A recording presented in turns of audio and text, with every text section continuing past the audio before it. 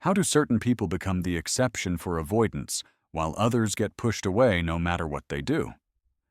Becoming the exception to an avoidant isn't about convincing them you're safe or proving your worth through patience. It's about creating a specific kind of connection that most people accidentally kill before it has a chance to grow. The hard part is fighting against every instinct you have about love. Because the things that feel caring and devoted to you feel suffocating to them. In this video, you'll learn the three-part approach that makes you the one person an avoidant actually chooses, why being understanding and patient can backfire completely, and how to build the kind of safety that lets them drop their walls. The shift happened when someone finally stopped trying to get closer. Not in a cold way or as a manipulation tactic, but genuinely redirecting their energy toward their own life while remaining warmly available. The avoidant person, who had been pulling back for months, suddenly started initiating contact and sharing deeper thoughts than ever before. What changed wasn't the avoidant. It was the complete elimination of pursuit energy. People with avoidant attachment live with a constant tension between wanting connection and fearing engulfment. When someone pursues them, asks for reassurance, or tries to establish relationship security, it registers as pressure. This pressure doesn't feel like love to them. It feels like losing themselves. Their sense of autonomy feels threatened, and the defense mechanism kicks in automatically. They withdraw, become less responsive, and start emphasizing their need for space. The more you pursue in response to this withdrawal, the more threatened they feel, creating an escalating cycle where your attempts to get closer actively push them away. How do you build a bond with someone who runs from intimacy? The people who become permanent exceptions understand that connection with someone avoidant has to be built through allowing rather than pursuing. This doesn't mean playing games or pretending disinterest. It means genuinely cultivating a life that fulfills you independently while being authentically available for connection when it naturally occurs. Avoidants are incredibly attuned to authenticity. They can sense when someone is strategically creating distance to manipulate them back, and this registers as just another form of pressure. The difference between strategic distance and genuine independence is everything.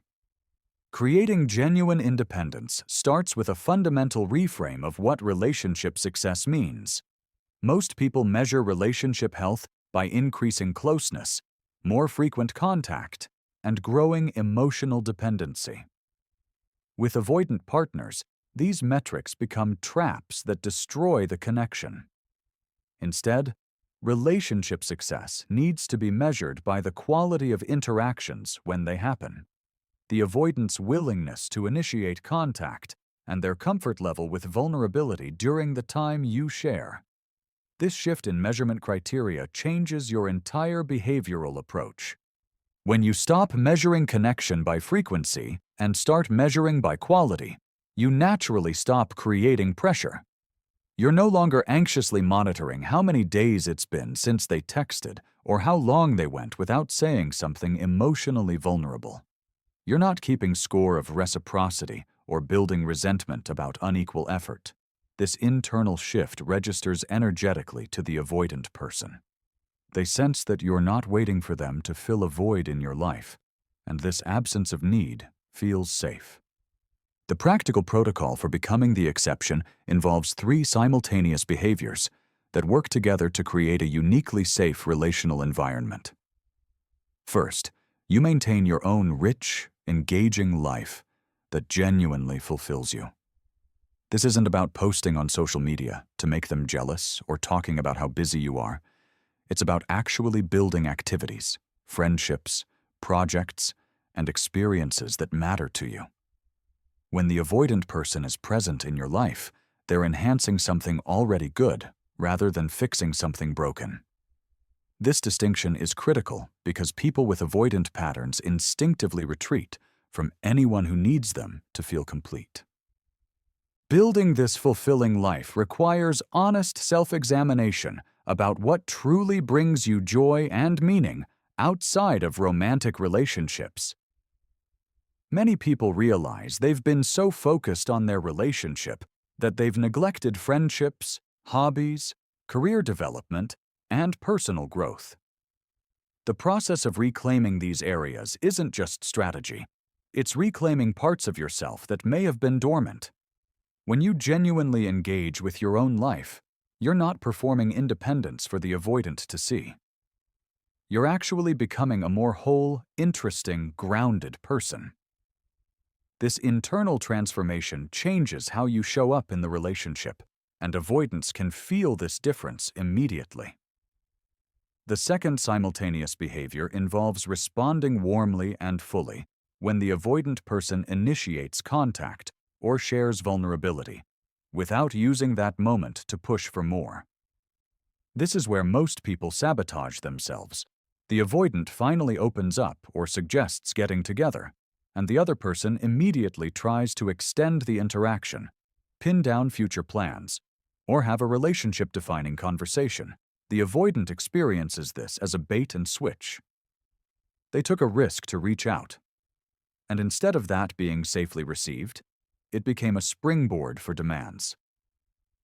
When you respond to their initiative with full presence and warmth, but don't use it as leverage for more commitment, they learn that reaching out feels good rather than risky. This requires a specific kind of emotional discipline. When they finally text after days of silence, your instinct might be to express hurt, ask where they've been, or immediately try to schedule the next interaction to prevent another gap. Resisting these impulses and instead matching their energy with warmth creates safety. You're essentially teaching them through experience that connecting with you doesn't come with consequences or complications. Each time they reach out and experience acceptance without pressure, they're building positive associations with vulnerability in your presence. The third behavior is the most counterintuitive and the most powerful. You occasionally and unpredictably create your own space, even when they're available. This isn't about withholding or playing hard to get. It's about authentically having times when you're absorbed in your own life and genuinely unavailable. Maybe you're deep in a work project, traveling with friends, or simply having a night where you want solitude. When you occasionally choose your own space, rather than always being available when they are, it eliminates the dynamic where they're the only one controlling distance.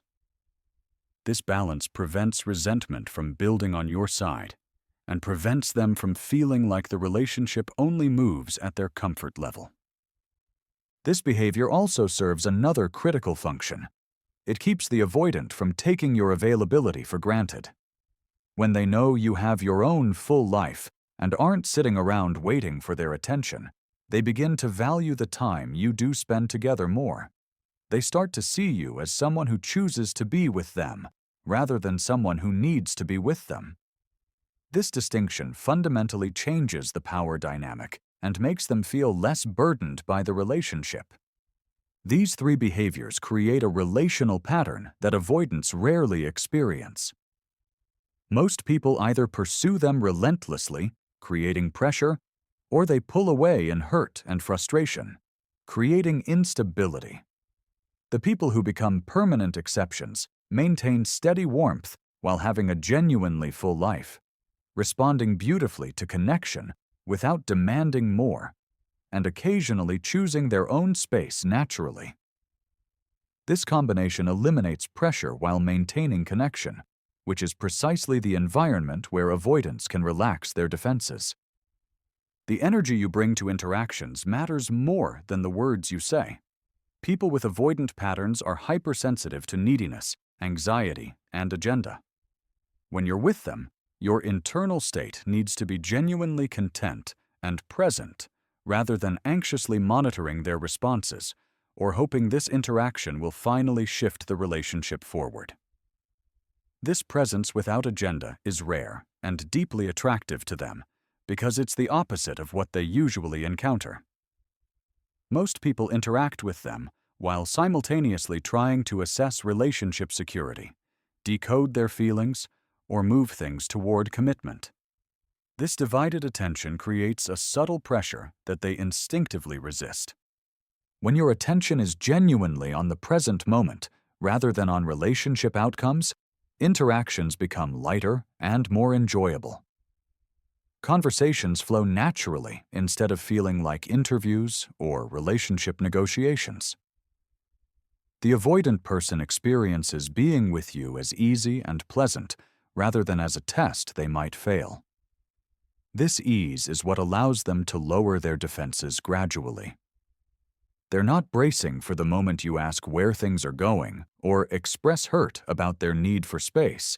They learn through repeated experience that being with you feels good and doesn't come with hidden costs. The concept of being chosen rather than pursuing becomes operational here.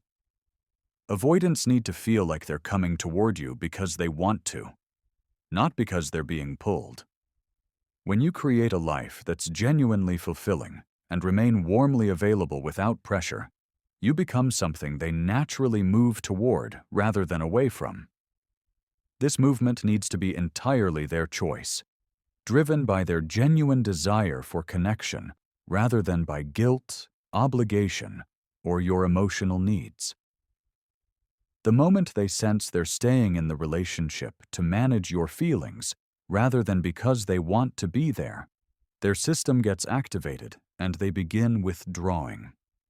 Many people interpret avoidant behavior as lack of care or investment, but this misses what's actually happening.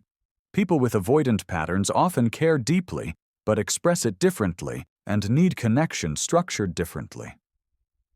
When they pull back, they're usually not falling out of love or losing interest. They're regulating themselves, getting overwhelmed by sustained intimacy. Understanding this distinction prevents you from taking their withdrawal personally and responding with hurt or demands that escalate their need for space. The way avoidants show care might look completely different from what you expect. They might remember small details you mentioned weeks ago, do thoughtful things without fanfare, or show up consistently in practical ways, even when they're emotionally distant. Learning to recognize and appreciate these expressions of care, rather than dismissing them because they don't match your preferred love language, helps you see the relationship more accurately. This doesn't mean settling for insufficient affection. It means accurately assessing what's actually there before deciding if it meets your needs. The practical application involves noticing when you're about to pursue and consciously redirecting that energy. The urge to text them again, ask if they're okay, bring up the relationship, or seek reassurance are all forms of pursuit energy that will backfire. When you notice these urges, the protocol is to redirect that energy into something for yourself.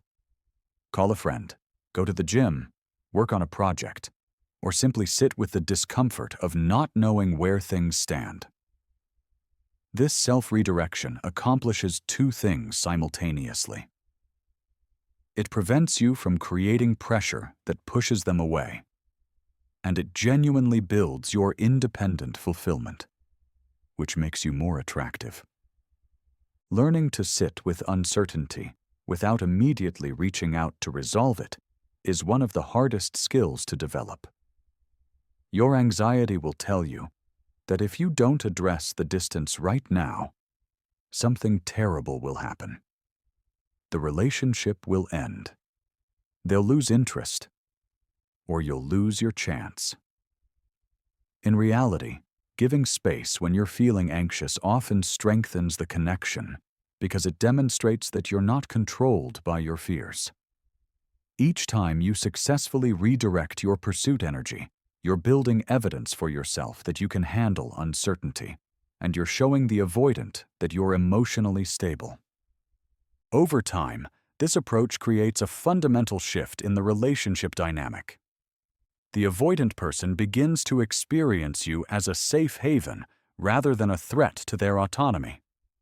They start to associate you with ease and enjoyment rather than pressure and obligation. This association is built through hundreds of small interactions where they reached out and felt met with warmth rather than demands. where they needed space, and you remained stable rather than anxious, and where being with you enhanced their life rather than complicated it. The timeline for this shift varies dramatically based on the person's history and the specific relationship context. But the behavioral protocol remains consistent. You cannot accelerate their process by being more understanding, more patient, or more available. In fact, trying to speed things up by demonstrating these qualities usually slows everything down because it introduces pressure. The only thing that works is genuinely building your own fulfilling life while being authentically available for connection without agenda. One critical mistake people make is confusing this protocol with accepting poor treatment. Maintaining your own life and not pursuing doesn't mean tolerating disrespect, inconsistency that leaves you in painful limbo, or behavior that violates your boundaries. The difference lies in your internal stance. You're not anxiously waiting for them to decide if you're worthy. You're living your life fully and allowing them to be part of it if they choose to show up in ways that work for you. If their natural relationship style doesn't meet your fundamental needs, you're free to choose differently. This isn't an ultimatum or pressure. It's simply honoring your own requirements for relationship satisfaction. The balance between maintaining standards and creating space is delicate but essential. You need clear boundaries about what behavior you'll accept while simultaneously not policing every moment of distance or withdrawal. When an avoidant cancels plans, takes longer to respond, or needs alone time, these aren't necessarily red flags requiring confrontation. They're often just part of how this person regulates themselves. The question becomes whether the overall pattern of the relationship feels reciprocal and satisfying to you, not whether every single interaction meets anxious attachment expectations. Some people discover that once they stop fighting against the avoidant's natural rhythm and instead evaluate whether that rhythm works for them, they realize the relationship actually does meet their needs. Others discover it doesn't, and that clarity allows them to make empowered choices about whether to continue. The people who become permanent exceptions hold a paradoxical stance of caring deeply while being genuinely okay if things don't work out. This isn't emotional detachment or self-protection through indifference. It's a grounded understanding that you cannot control another person's attachment style or force connection to develop faster than they're capable of. You can only control your own behavior and whether you're willing to engage with the relationship as it actually is, rather than as you wish it would be. This acceptance eliminates the desperate energy that avoidance finds suffocating. When someone avoidant finally commits deeply to another person, it's usually because that person created a relational environment where commitment felt like freedom rather than imprisonment. They experienced being wanted and pursued, but in a way that expanded rather than constricted their sense of self. They learned through consistent experience that opening up didn't lead to increased demands, that their need for space was respected without punishment, and that the relationship enhanced both people's lives rather than requiring them to sacrifice autonomy for connection. The transformation happens gradually through accumulated positive experiences rather than through dramatic conversations or relationship-defining moments. People with avoidant patterns typically don't respond well to big relationship talks, declarations of feelings, or requests for commitment. These moments feel like pressure and activate their defenses. Instead, they bond through repeated experiences of safe, enjoyable connection without agenda. The commitment forms almost imperceptibly as they realize they consistently want to include you in their life, reach out to share things with you, and feel more themselves rather than less themselves when you're around. Your role in facilitating this isn't to manage their feelings, heal their wounds, or prove your worthiness as a partner. Your role is simply to be genuinely fulfilled in your own life while being authentically available for connection when it naturally occurs. This sounds simple, but requires significant personal development for most people. It demands that you genuinely cultivate fulfillment outside the relationship rather than just pretending to be busy. It requires real comfort with uncertainty, rather than anxiously seeking reassurance. It necessitates responding to their withdrawal with stability, rather than panic or punishment. The protocol works because it eliminates the central problem avoidance experience in relationships. They're not afraid of connection itself. They're afraid of losing themselves in connection. When you demonstrate through consistent behavior that connection with you doesn't require self-abandonment, their fear decreases. They learn that they can be close to you while remaining fully themselves. This learning happens through experience rather than words, which is why trying to verbally reassure someone avoidant rarely works while behaviorally demonstrating safety through the protocol does. Some people worry this approach means accepting breadcrumbs or settling for less than they deserve. The distinction lies in whether the relationship, as it actually exists, meets your needs. If the natural pace and style of connection with this person feels good to you, then following the protocol allows that connection to deepen optimally. If the natural pace leaves you feeling unfulfilled, anxious, or resentful, then this might not be the right relationship regardless of what protocol you follow. The protocol isn't about suppressing your needs to accommodate someone else. It's about allowing natural compatibility to emerge without sabotaging it through pursuit. The deepest irony is that becoming the exception requires stopping trying to become the exception. The moment you're strategizing about how to make them bond with you, you've already created the agenda and pressure that prevents bonding. The people who succeed do so by genuinely redirecting their focus toward their own fulfilling life while remaining open to connection. This isn't a technique. It's a fundamental orientation toward relationships where you're offering connection rather than seeking validation. When you implement this protocol authentically, one of two outcomes occurs. Either the avoidant person gradually moves closer, initiates more, and begins building genuine commitment because they feel safe doing so, or they remain distant, and you recognize that the relationship isn't meeting your needs, and make different choices. Both outcomes are successful because both involve you living fully, respecting yourself, and allowing the relationship to be what it actually is.